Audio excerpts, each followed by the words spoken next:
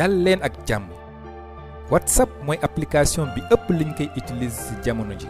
ñi ko defar nag dañoo yàgg di bàkkoo ne application bu wóor la. waaye ci fan yi ñu génn dafa am benn journal bu tudd Financial Times bu génne benn xibaar buy xamle ne am na ay samba boy yu gis benn porox ndoll bu bees pour pirater bépp compte WhatsApp. nee nañu bu ñu jaaree ci buntu boobu mën nañu dugal ci sa téléphone benn logiciel boo xam ni dina leen may ñu xam lépp lu nekk ci biir sa vidéo yi say image ak sa contact yépp. dinañ mën sax déglu li ngay wax walla filmer fi nga nekk. journal bi dañu xamal tamit ne benn société israélienne buy yëngu ci wàllu cybersécurité moo def ñaawteef googu. société boobu nag yàgg nañ ko ràññee ci njaayum logiciel espion.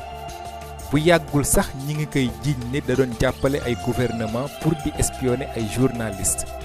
WhatsApp nag publier nañu benn mise à jour buy tëj buntu saay-saay yooyu. kon boo bëggee aar sa portable dawal gaaw nga télécharger te installer mise à jour WhatsApp bu bees bi jërë ngeen jëf.